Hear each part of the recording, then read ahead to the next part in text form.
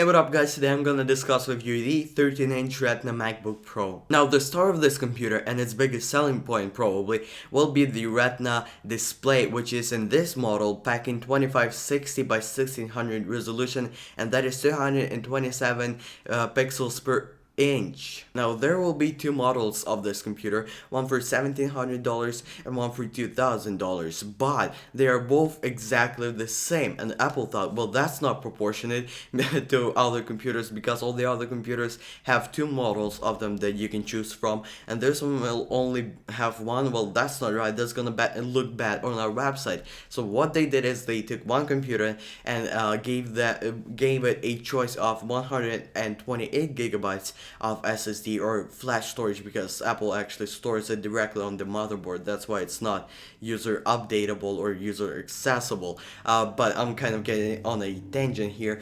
Still, one model has a choice of 128 gig flash storage, and then the other one doesn't have that option. It starts right from 256 gigabytes of flash storage, but they both can go up to 768. So really it's the same thing for both computers, just one has an option of even smaller amount of storage. After the processor now, and both models of the 13-inch MacBook Pro with Retina display have the same processor. It's Intel Ivy Bridge i5, which will be clocking itself at 2.5 GHz, and then can turbo boost up to 3.1 GHz if needed. But when you're buying your computer online, you can select the processor up to Intel i7, which will turbo boost, I believe, at 2.9 GHz. But one thing to note here is the processor is only dual core. Unfortunately, I've kind of been hoping that it will be a quad core processor,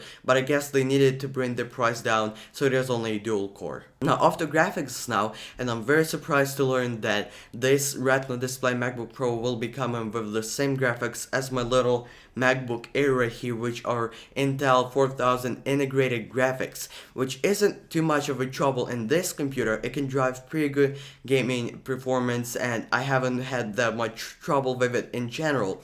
But on the Retina MacBook Pro, not only do the graphics have to, deal with all the processes that you're running, but also the Retina display, which is a very high resolution display, is going to be taking out a lot of that performance from the processor, from the graphics. So I'm very surprised to learn this, and I don't know how it's gonna look, because again, on their own they're not bad, but that display is already going to be taking out a huge slice of that processor, so I don't know how much is going to be left for you. Now memory, it's not the best. It only comes with 8 gigabytes of still pretty good speed, 1600 MHz DDR3 RAM, which isn't bad. But a lot of people are kind of angry that it doesn't come with a option of 16 gigabytes of RAM. But my personal point of view on this subject is all the pro users that actually need 16 gigabytes of RAM, they're not gonna go for the 13-inch MacBook Pro. They're probably gonna go for the 15-inch MacBook Pro, and not only because of the memory, basically not even because of the memory, but because of the bigger problems. First of all, because the graphics on this 13-inch MacBook Pro, as I just mentioned, are integrated, which isn't the best for high performance. And second point is, and also very important, is the processor is only dual core. It's good speeds 2.5 or 2.9, but still it's not a quad core like in the 15-inch MacBook Pro. So all the pro users are gonna go for the 15-inch just because of those two reasons, and on the way they'll also be able to pick 16 gigabytes for the 15-inch Retina MacBook Pro. Another point that I want to touch on is, actually, you probably didn't know this, but the 15-inch Retina MacBook Pro is actually thinner than the 13-inch, because the 15-inch is 0.71 of an inch, and then the 13-inch is actually 0.75 inches. So it is a big thicker, because it's a smaller body, but they still needed to get basically the same stuff in. But that body still looks very beautiful. And talking about the body, let's take a look at the sides. On the left side, you will find a MagSafe 2 adapter or charger, and then two Thunderbolt ports, USB 3, headphone jack, and dual microphones. And on the right side, we will find a